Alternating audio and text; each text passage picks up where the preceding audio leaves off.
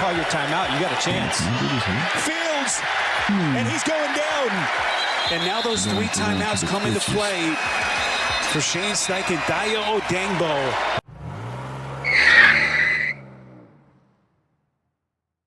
Montez Sweat, Austin Booker, Gervon Dexter.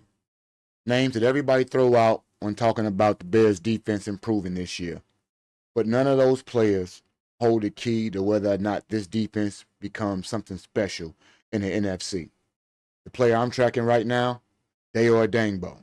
Not because he's great, not because we know what he looks like after the injury, but because this Bears defense is trying to run a 2-man operation with 1 man carrying the package. And if Dayo finally delivers, this operation finally becomes special.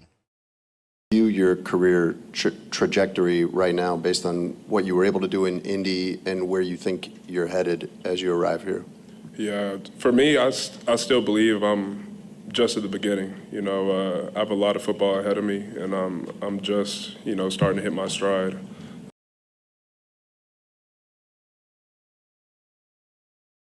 Welcome to Mailbox Sports. I'm Postman 1914, and today's package is heavy. That's right, Dayo Odeyingbo. Entering the year 2 in Chicago, this man may be the hardest player on the roster to evaluate. Bears signed him for his size, his length, and versatility to help anchor the defense. But in year 1, 1 sack, 4 QB hits, 8 games, then an Achilles tear. That's a package lost in transit. And we never got full delivery. So when he comes back to camp, we got 2 big questions. Can he recapture explosion? And is he ever going to justify having enough, vision to fulfill Chicago's mission? Those 2 questions are exactly why he's the key. Let's sort the mail. Delivery 1 for me. Montez is that dude. 10.5 sacks last season. Somewhat elite in his delivery. No question. But here is the problem with having only 1 dangerous edge rusher on your rosters. Defenses are special, but offenses aren't dumb. They see exactly where pressure is coming from, and they slide protection to meet it. They chip. They double team. They put a tight end on that side and say, figure it out. Last season, nobody could figure it out. Injuries wiped out Dayo, Austin Booker, Shamar Turner, and the defensive front was in survival mode. A defense can't run on 1 engine, people. Eventually, everyone has to make plays. And this season, that's Dayo's assignment. Delivery is going to be complete. So let's go ahead and see if we can do so. Because this isn't about Dayo becoming a superstar. Let me be real for a minute. What the Bears actually need is simpler. We need him to set the edge on runs, collapse the pocket without a sack, stop quarterbacks from being comfortable in the pocket, finish when the interior pushes a QB into his lane. That's the order. I need you to feel that. Sometimes the defense doesn't need 2 superstars. It needs dependable players who plug the same weaknesses that offenses keep attacking. Dayo does not have to be the best player on the team, or even one of them, but he has to make those deliveries complete.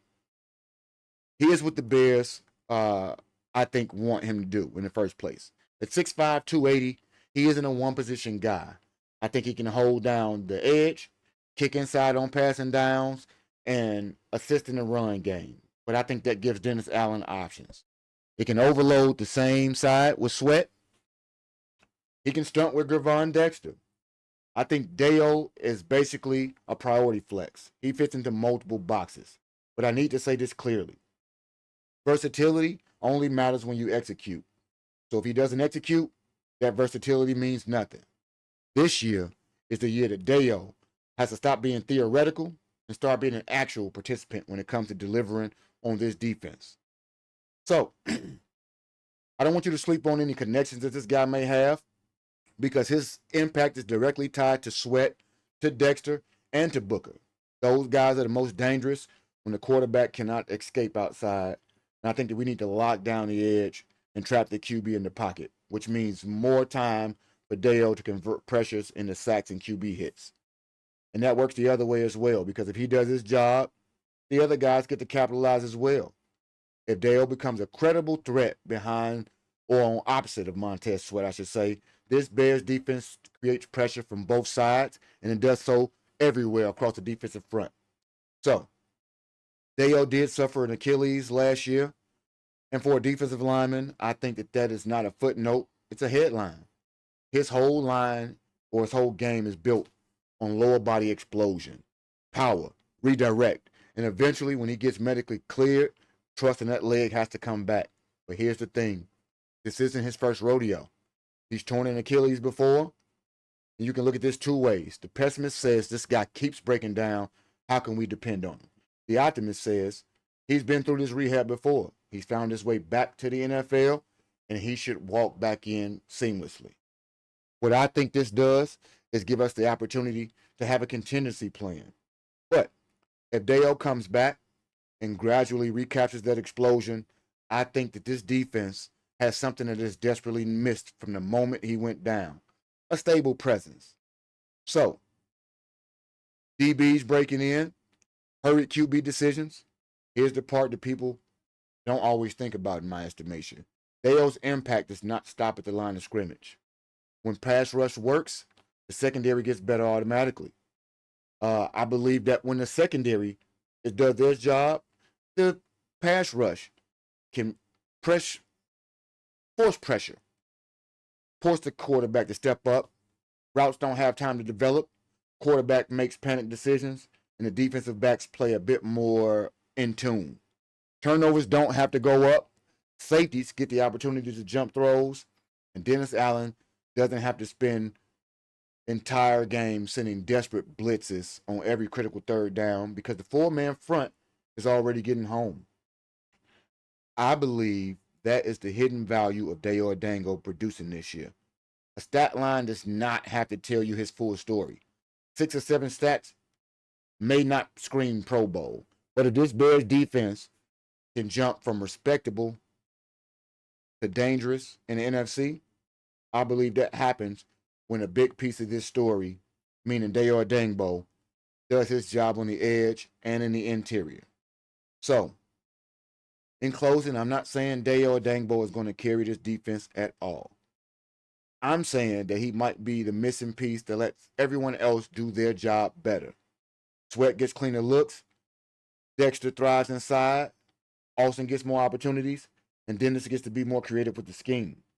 It all flows from that one player stepping up and doing his job on this roster.